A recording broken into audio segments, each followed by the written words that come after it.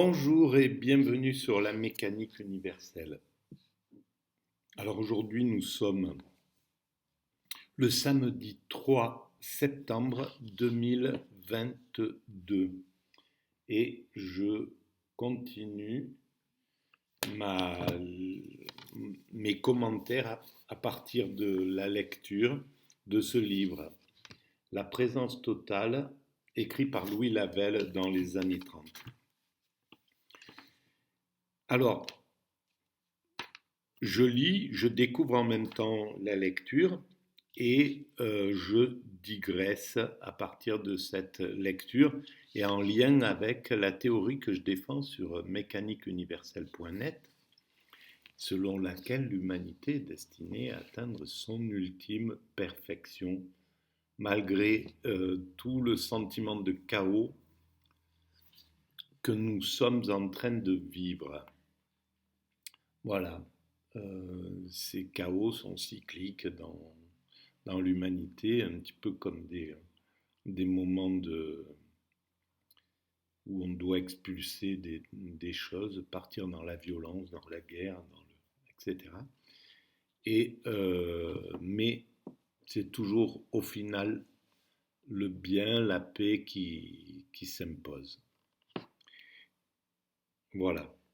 Donc, j'ai lu le premier chapitre, je l'ai commenté, donc c'est la découverte de l'être. L'être, c'est le divin, c'est la création en somme. Mais la création sous sa forme la plus absolue, immuable.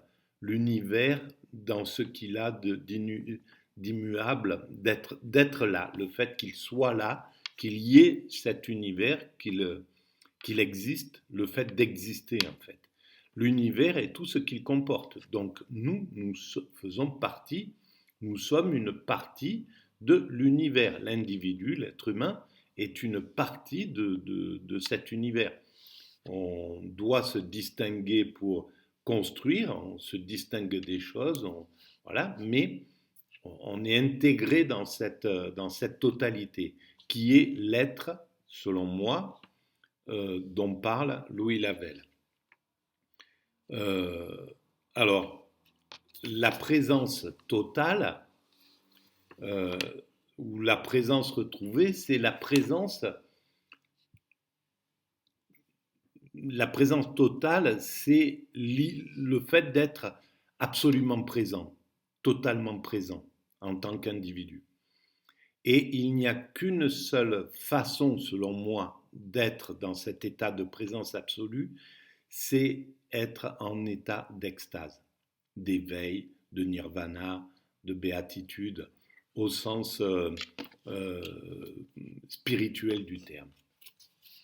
Et donc dans cet état-là, nous sommes, notre esprit ne peut pas se projeter vers le futur, ne peut pas faire des références avec le passé, il est là, il est présent et il est en état de contemplation. Voilà, on n'est plus dans l'état ordinaire de la conscience qui permet de se projeter, de dire bah, demain je dois faire ça, tout à l'heure, dans 2 heures, j'ai tel rendez-vous, etc. Ou faire référence à son passé, voilà, de façon un peu à ce que ce passé nous dérange, nous pose un problème au présent, empêche le présent de jubiler, de contempler, d'être bien. Voilà. Dans l'état d'extase, on est présent totalement au monde et voilà, avec un sentiment d'amour un peu absolu. Voilà. Alors, je vais commencer ma lecture et digresser. Je suis au chapitre 7 de la dernière partie de cet ouvrage, La présence retrouvée. Puisque l'acte a besoin pour être de s'exercer, l'acte c'est une action. Il est toujours placé dans l'instant et toujours nouveau. Voilà, c'est-à-dire que l'acte, c'est ce qu'on réalise. C'est, voilà, je suis en train de commenter cet ouvrage. Il est toujours présent, et même une seconde après, si ça a changé, c'est toujours cette présence de l'acte qui est importante. Voilà, dont parle Louis Lavelle. Il semble donc que les actes diffèrent les uns des autres à la fois par le temps. Voilà, le temps nous fait différer. Je parle, c'est le même événement qui est en train de se dérouler. Je commente cet ouvrage, mais chaque fraction de seconde est différente du précédent. Mais c'est toujours le même acte. Il semble donc que les actes diffèrent les uns des autres à la fois par le temps, par le lieu, par les circonstances, par la matière qu'ils modèlent, par le dessin qu'ils poursuivent. Ça, c'est pour distinguer les actes. Voilà, là, je suis en train de lire cet ouvrage, mais dans une heure, je ferai autre chose. Ça sera un autre acte. Mais c'est dire qu'ils diffèrent par leurs limites ou par les obstacles qu'ils rencontrent, non par leur nature ni par leur essence. Voilà, parce que la nature de l'acte et son essence, prenons l'acte humain, la nature de l'acte humain, elle est invariable. Tous nos actes servent à l'évolution de l'humanité, et uniquement. On peut penser qu'on agit pour soi, que je lis pour enrichir mon site, mécanique universelle, etc. Quelqu'un qui va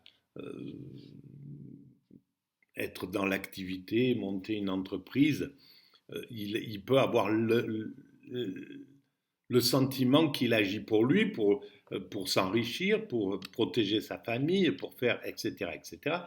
Celui qui travaille dans la rue à faire quoi que ce soit, tous ces actes-là, tous les actes servent à construire l'humanité, à l'amener là où je présuppose qu'elle va, c'est-à-dire son ultime perfection.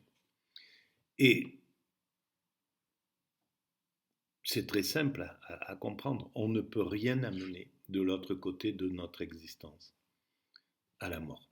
On peut accumuler tout ce qu'on veut, on peut avoir construit 50 entreprises, avoir des milliards sur son compte en banque. Quand on meurt, on laisse tout. Et le temps lui-même se charge de contrarier toutes les prévisions qu'on peut faire. Voilà, on peut penser qu'on monte une richesse pour nos descendants, pour nos enfants, nos petits-enfants, nos arrière-petits-enfants, etc., éternellement. Et puis on voit que 500, 600, 1000 ans après, 2000 ans, 10 000 ans après, tout cela ne tient pas. Le temps élimine tout ça. Donc, l'acte qui est, par sa nature, la nature de l'acte et son essence est invariable et tous ces actes-là ont le même dessein. Parmi les actes que l'homme est capable d'accomplir, seuls ceux qu'il a confiés en lui à l'habitude, hors de lui à la machine, sont emprisonnés dans les formes rigides et spécialisées. Mais en même temps, tous ces actes aussi, même s'ils sont emprisonnés dans des formes rigides, c'est pas de la créativité, évidemment. Voilà, mes actes d'habitude, je me lève comme d'habitude.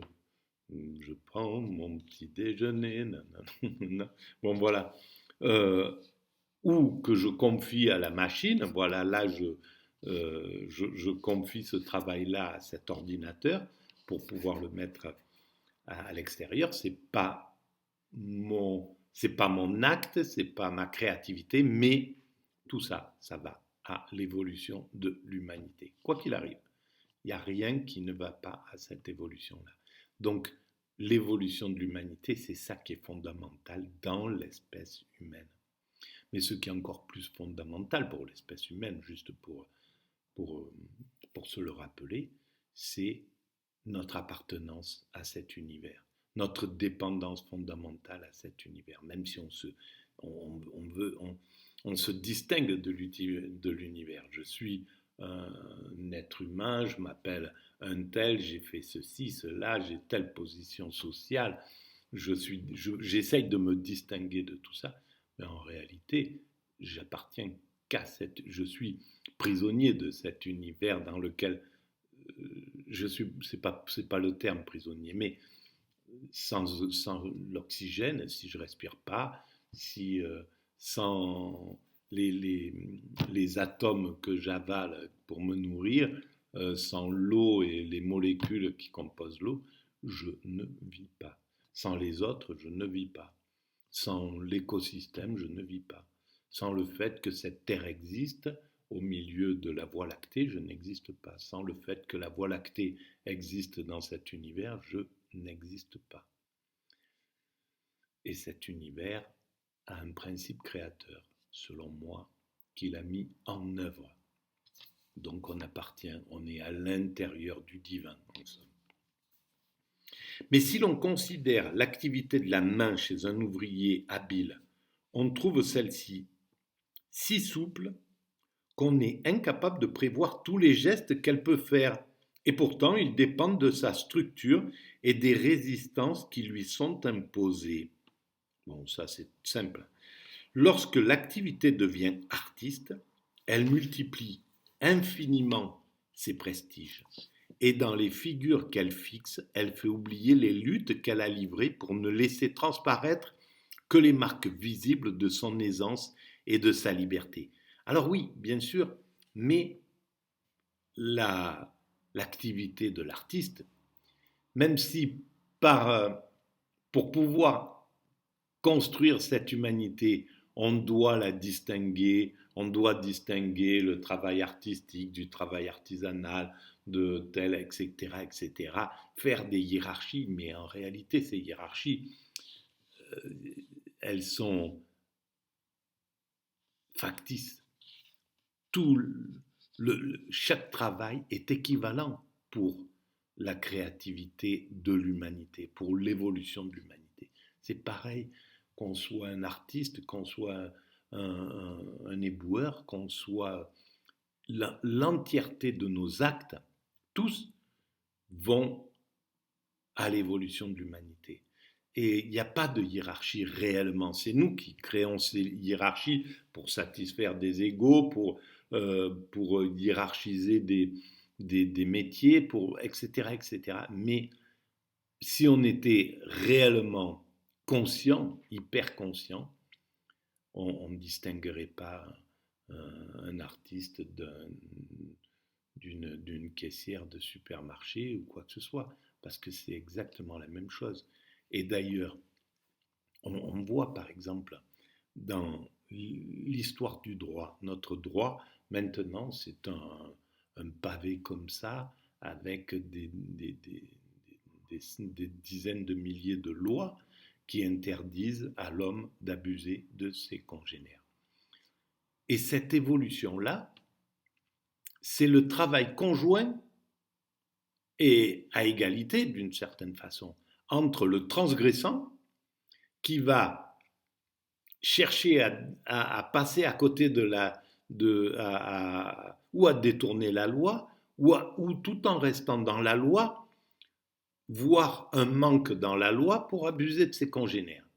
Voilà. Actuellement, il y a des lois qui sont pas, il y a des nouvelles façons d'abuser, que par téléphone, etc.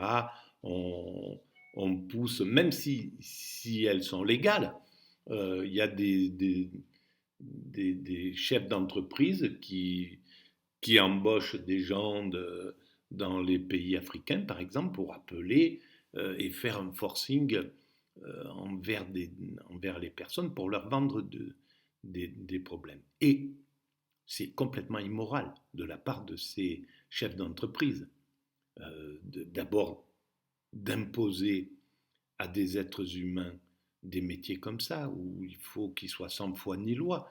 Donc tout ça, c'est complètement amoral, c'est complètement immoral, c'est complètement hors éthique de l'humanité. Mais il n'y a pas de lois qui sont posées contre cela pour l'instant. Donc, ils agissent là-dedans, ils ont trouvé une nouvelle voie, et les législateurs sont déjà sans doute en train de réfléchir, et dans 1 an, 2 ans, dans 6 mois, même dans 10 ans peut-être, il y aura une loi qui interdira ce comportement. Voilà. Et chaque jour, la société sort des nouvelles lois pour contraindre l'homme à respecter ses congénères, à faire évoluer sa bienveillance, à faire évoluer son empathie, à faire etc. etc. Tout ça. Et donc c'est bien un travail conjoint de plusieurs personnes qui ont créé notre code pénal. Si nous considérons le héros et le saint, la perfection de leur activité ne vient-elle pas de ce qu'au lieu de s'exprimer par des actes connus d'avance, elle se trouve spontanément adaptée aux circonstances les plus variées, de sorte qu'après avoir provoqué notre surprise, elle nous paraîtra aussitôt la seule qui soit juste et naturelle ? Point d'interrogation. Eh bien oui, bien sûr. Et le seul acte juste et dont on sait, dont on peut savoir le résultat, dont on ne se trompe pas sur le résultat, c'est l'acte juste, moralement, éthiquement, qui correspond à l'éthique, à l'éthique profonde et à la morale profonde de l'humanité. Cette morale, même si elle est changeante, elle est identique pour chaque être humain. C'est les fondements. Tu n'abuses pas de ton congénère, tu dois te comporter comme ceci. On connaît, tout être humain sait intuitivement ce qu'est le fondement moral de l'humanité. Et donc, s'il agit dans ce sens-là, son acte, on comprend ses répercussions. Quand on agit de façon non éthique, immorale, mais véritablement, c'est pas les morales, on ne parle pas de la morale religieuse ou quoi que ce soit, qui sont, voilà, qui prônent des choses qui ne sont pas morales. Voilà, on le sait, si on prend au pied de la lettre un livre sacré, n'importe lesquels d'ailleurs, on va trouver des choses qui ne correspondent plus à nous. Et voilà, c'est comme ça a évolué. Mais tout acte immoral, amoral, non éthique par rapport à l'humanité, on ne peut pas prévoir sa finalité. Elle est toujours contrariée, cette finalité. On croit que, voilà, quelqu'un qui va dire « Ah, je peux abuser ce gars-là, personne ne va s'en rendre compte, etc. etc. » Ça n'aboutit jamais, même si ça aboutit sur le moment à quelque chose de positif pour celui qui agit mal, au fond, ça a des répercussions qui sont différentes. Et on le voit dans les principes de la guerre. Dès que on part sur un pays, un État, agit mal envers un autre État, d'une manière ou d'une autre. La colonisation, par exemple. Voilà. Et même s'ils ils viennent avec tout un tas de justifications positives, des justifications qui se veulent morales, qui sont des anti-morales, mais qui se veulent morales. On apporte la civilisation, on apporte ci, etc., etc. Voilà. Ce sont des anti-morales qui se font passer pour des morales. C'est le principe de la perversion narcissique. de dire, voilà, par exemple, une de ces perversions, c'est, bon, si c'est pas moi qui abuse ce gars-là, quelqu'un d'autre le ferait à ma place. Non, c'est une antimorale, c'est pas, 99% des gens ne le feraient pas. Voilà, donc c'est pas une justification. Et ces antimorales, ce sont c'est le principe de la perversion narcissique.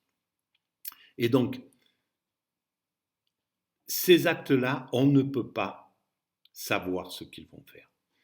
Prenons un exemple. Là, actuellement, il y a la guerre en Ukraine.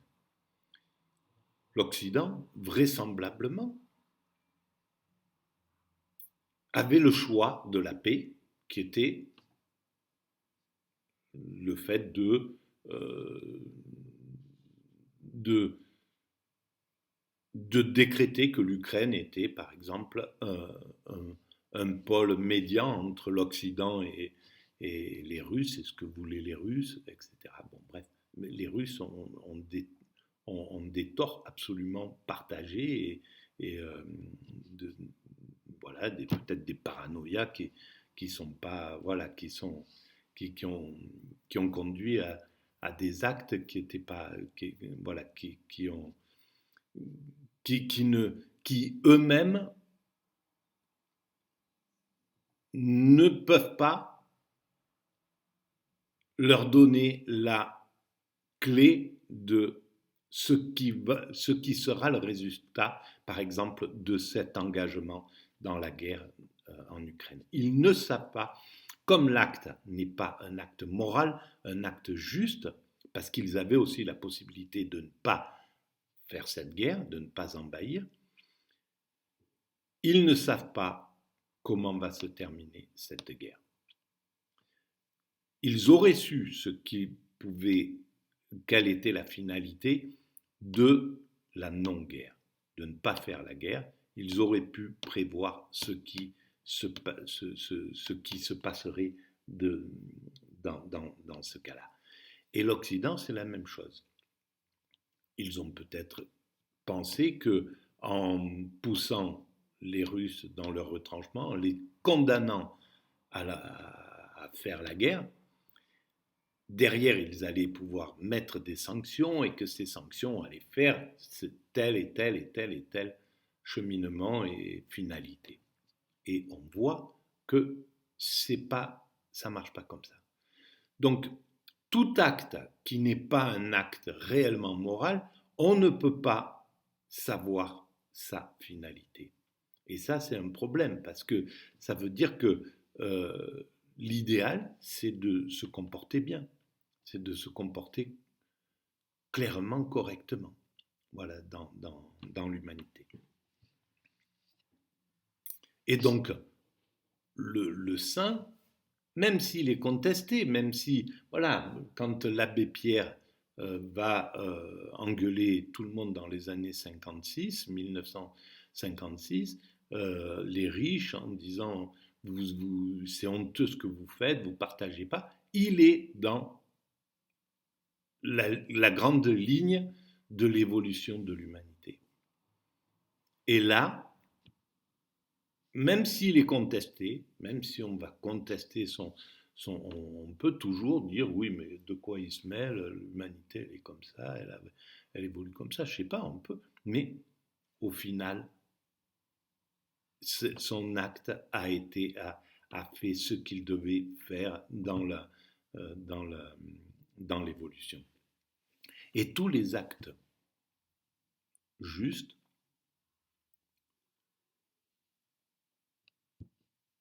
ont une finalité juste. Et l'humanité a choisi, depuis son origine,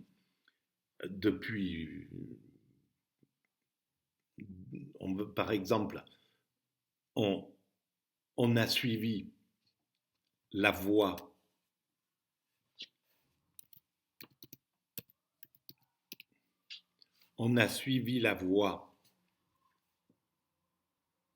de Socrate, donc la morale de Socrate, même si des philosophes actuels contestent ça, plutôt que la voie des sophistes. C'est pas pour rien que l'humanité est basée sur la pensée de Socrate et non pas sur celle des sophistes. Même si les sophistes ont certaines raisons, voilà. Mais leur anti-morale, leur amorale, leur anti-éthique humaine, c'est un problème pour l'humanité. On peut justifier, on peut faire comme voilà, Madeleine Albright, dire le jeu emballait la chandelle que 500 000 enfants soient morts pendant la guerre en Irak. Certainement, mais voilà, où sont, à quoi ça a fini? Un chaos dont ils ne mesuraient pas les conséquences. Peut-être qu'ils pensaient que ce chaos allait être quelque chose de positif pour l'Occident. Peut-être qu'au fond, ce chaos a mis en exergue l'Iran, qui était un adversaire, etc. Et à chaque fois, on ne peut pas savoir le vrai résultat de la finalité d'un mauvais comportement. Et c'était une vision perverse de cette situation. On peut mettre le chaos là-bas dans cette région et ça servira nos intérêts, on pourra sortir du pétrole, on pourra faire ci, faire ça, etc. Mais au final, ça se passe jamais comme ça. On va aller coloniser ces pays et on va en profiter, même s'ils en profitent 100 ans, 200 ans. Mais les enfants de ceux qui ont abusé, profité, etc., se font éjecter du pays un jour ou l'autre, violemment. Voilà.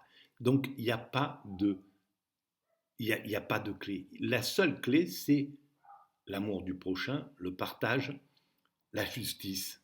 Voilà. Ils auraient travaillé dans la justice, il y avait certainement des choses à faire pour faire infléchir ces dictateurs, s'il fallait les remplacer, mais pour que l'acte soit bon, pour celui qui le produit, hein, parce que pour l'humanité, il est toujours bon.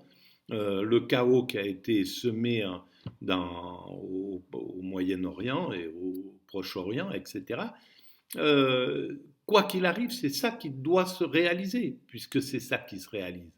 Donc pour l'humanité, c'est exactement ce qui doit se réaliser, parce qu'on ne peut pas passer par un autre chemin. La conscience humaine ne permet pas, l'évolution de la conscience humaine n'est pas encore assez haute pour pouvoir évoluer paisiblement. Donc, pour le chemin de l'humanité, il n'y a aucun problème, c'est parfait. Mais pour celui qui met en œuvre un acte pervers, en croyant que le résultat va être celui-là, ça ne marche jamais complètement jusqu'au bout, quoi. Je veux dire, il y a un moment où ça fonctionne plus, parce que c'est injuste.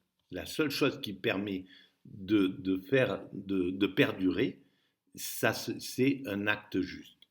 Voilà. Et n'est-ce pas en elle principalement que nous observerons le véritable effet de l'activité qui est de s'exercer par la seule présence?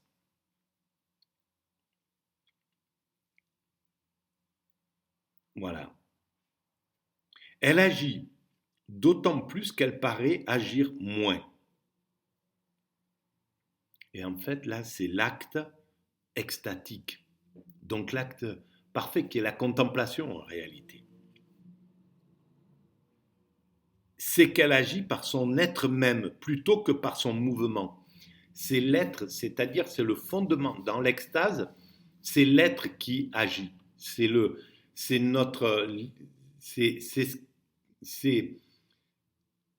l'essence en nous, notre essence divine, ce qui est identique au divin, mais qui existe dans la pierre, dans l'arbre, dans le vent, dans tout, dans l'animal, dans le crocodile, dans le fond, l'essence de ce qui constitue cela, qui constitue les choses, c'est l'être pur, c'est-à-dire le divin, le principe créateur, ce qui a créé cet univers. Nous sommes constitués de cela. sur la mécanique universelle, je dis l'amour est dans l'atome. Ça veut dire ça en somme. C'est peut-être plus profond que l'atome, c'est dans le quartz, dans la partie immatérielle de ce qui constitue la matière. Mais en tout cas, c'est cet état-là. C'est ça notre divin. Et c'est à partir, quand on est en état d'extase, c'est cette partie fondamentale, divine, qui agit, qui conduit à agir, qui prend possession de l'espace où il y avait notre ego qui a disparu, etc. Voilà, c'est comme ça qu'on est agi par ça. Et son influence immobile suffit pour appeler sans effort tous ceux qui la subissent à la conscience de leur propre nature et de leur propre fonction. Voilà, on est dans la conscience totale de ce qui se passe. C'est ce que les philosophies asiatiques appellent l'éveil. Pourquoi on parle d'éveil à ce moment-là? C'est pas le réveil du matin, on se lève et c'est pas l'éveil d'être d'être bien éveillé, quelqu'un qui est bien éveillé. C'est l'éveil, c'est-à-dire on comprend tout, parce qu'on est dans une relation avec le tout, mais c'est pas une compréhension intelligente, c'est une compréhension viscérale, c'est une compréhension physique, organique. On est dans, on comprend la totalité, mais on la comprend pas, voilà, intellectuellement. On ne peut plus écrire, faire quoi que ce soit quand on est dans l'état d'extase. On ne peut que contempler. Là, on est totalement présent au monde et en même temps lié à tout, puisque c'est cette nature qui est identique à la pierre, identique à l'arbre, identique à l'univers, identique, etc., qui nous anime. On maintiendra sans doute qu'un acte ne peut s'exercer que dans le temps, qu'il comporte un point de départ et un point d'arrivée, qu'il possède un devenir intérieur, qu'il produit une transformation visible de l'univers et, pour tout dire, qu'il convertit une puissance en une chose. Voilà, ça c'est pour l'acte classique ordinaire. Il est dans le temps. Voilà, je fais cette vidéo, ça prendra 1 heure ou 45 minutes. Bon, bref, si je vais polir un verre de longue vue, comme ce que faisait Spinoza, ben, ça prend tant de temps et on arrive, le résultat, il est là et on a fait une chose. On a réussi une chose. Voilà. Mais ces caractères n'appartiennent en fait qu'à l'action. Et celle-ci est mêlée de matérialité et de passivité. Elle exprime un symbole de l'acte dans le devenir. C'est comme si celui-ci se laissait attirer et pénétrer par l'acte en cherchant à l'imiter à sa manière.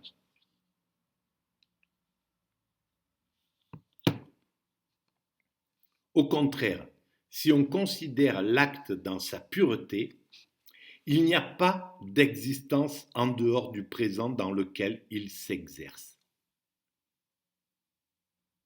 Au contraire, si on considère l'acte dans sa pureté, donc la contemplation, l'extase, il n'a pas d'existence en dehors du présent dans lequel il s'exerce. C'est ça. Et en fait, on agit dans l'état d'extase. On se meut, on bouge. Donc là, on est dans le temps. Mais l'acte fondamental, le fond, il ne bouge pas. Il est tout le temps présent. À chaque instant qui se déroule, il est présent. Il est lié au présent. Le passé ne peut être qu'un état, et comme nous ne pouvons plus le modifier, il faut que nous le subissions. Dès que nous essayons de le repenser par un acte, il devient présent sous une forme nouvelle. De même, l'avenir n'est que l'objet du désir, et quand la volonté s'y applique, c'est pour attester ses limites et l'écart qui sépare la réalisation du dessein. Mais celui qui pourrait penser à l'avenir par un acte sans passivité, n'aurait plus besoin de souhaiter qu'il se produisît pour le connaître et pour en jouir. C'est l'état d'extase. L'avenir est comme le passé, tout est rassemblé et harmonieux et résolu dans le présent. Il n'y a pas il n'y a plus de crainte, il n'y a plus rien. On vit ce présent continuel et donc le futur est englobé dans le présent. Il n'est plus distingué du présent.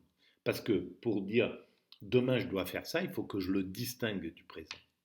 Dans l'état d'extase, on vit et le futur est là, mais il est inclus dans le présent. On prétendra qu'il est impossible de ne pas engager dans le temps cet acte même, qu'il n'a pas toujours la même tension et qu'il subit des transformations intérieures à mesure que l'effet escompté s'accomplit. On prétendra, mais l'acte n'a pas d'effet. Il faudrait pour cela qu'il pût cesser d'être, se transmuer en état, déchoir au rang de chose, exactement. Il faudrait qu'il n'eût pas en lui la totalité de sa perfection. L'effet dépend de lui sans doute, mais au même titre que la cause, puisque la cause elle-même est seulement la condition ou la donnée dont la liaison avec l'effet traduit, il est vrai, la réalité de l'acte, mais par rapport à certaines circonstances définies et telles qu'il se manifeste aux yeux d'un spectateur qui cesse d'en éprouver intérieurement l'inaltérable présence et l'inépuisable plénitude. Voilà. C'est l'époché, en somme, dont parle Husserl. Pour voir pleinement une chose, il faut cesser d'interpréter, de penser, de projeter, voilà. Mais si on voit une chose sous cet angle-là, on est en état d'extase et donc la chose disparaît, même si elle est présente. Je vois la bouilloire qui est là, mais en état d'extase, je n'ai que de l'amour pour cet objet. Je ne sais pas, c'est pas plus l'objet. Je ne peux plus penser en termes d'objet. Je n'ai plus que de l'amour pour ce que la constitution de cet objet-là, qui me renvoie à travers ces quarks. C'est ces quarks qui parlent à mes quarks parlent à ces quarks, sont en lien, en relation. Je ne sais pas comment ça se passe, mais c'est ce qui se passe en réalité. À partir du moment où nous essayons de saisir l'acte dans le temps, nous substituons à l'acte même le sillage qu'il a laissé dans notre mémoire. N'est-ce pas dire que nous cessons de l'accomplir pour considérer du dehors l'intervalle occupé par sa trace? Mais ce qui contribue à prouver que le temps, au lieu d'être une condition primitive de l'être, n'est qu'un moyen de proportionner la connaissance de l'être à notre nature finie, c'est que si nous devons saisir la nature de l'être pur, sous la forme d'un acte toujours présent, l'être pur, le divin, sous la forme d'un acte toujours présent de l'extase, mais d'une présence qui est supérieure au temps, puisque le temps est aboli dans l'extase, et qui fonde la possibilité de celui-ci. Malgré tout, il fonde la possibilité de ce temps, mais sans en avoir de référence. Au lieu de se renouveler en lui, voilà, le temps, on n'est plus dans le temps, on fonde le temps dans l'état d'extase.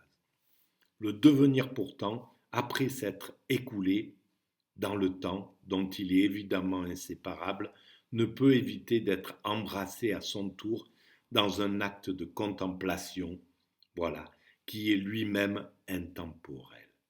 Et là, à mon sens, voilà, il parle de l'extase.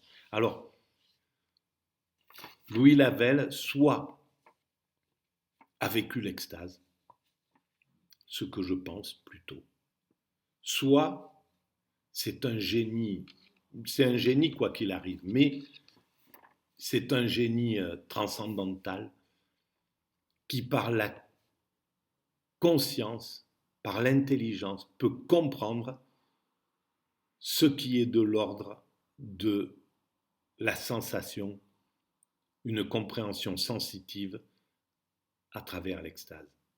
Parce qu'on comprend tout ça à travers l'extase, mais sans pouvoir en faire quelque chose de concret, sans en faire un livre. On ne peut pas être en extase et écrire en même temps. On sort de l'extase et on peut analyser ce qui s'est passé. Et je pense que c'est ce qu'a fait Platon. Voilà, il a dû vivre un état comme ça, transcendantal, un état d'extase, extatique, et il a pu écrire dans le banquet la partie qu'il consacre à Diotime et qui est la compréhension de l'extase. Spinoza parle de la joie dans la dernière partie de l'éthique et cette partie-là parle, à mon sens, de l'extase. Hegel parle de l'extase. Voilà, je ne connais pas suffisamment tous les auteurs, mais je pense que Husserl parle de l'extase. Je pense que Bergson parle de l'extase. Ont compris parce qu'ils ont fait cette expérience, parfois accidentellement.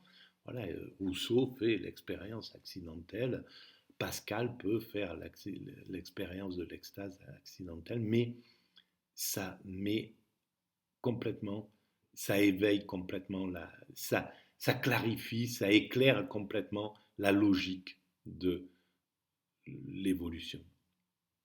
Voilà. Donc je suis arrivé au bout de ce chapitre 7. Il y aura le chapitre 8, le sage est indifférent aux états. Oh, ça sera intéressant. C'est la prochaine. Voilà. Et on arrive doucement vers la fin. Oh, c'est bien, on passera à autre chose. Voilà, je vous remercie de votre écoute et vous souhaite une agréable journée ou fin de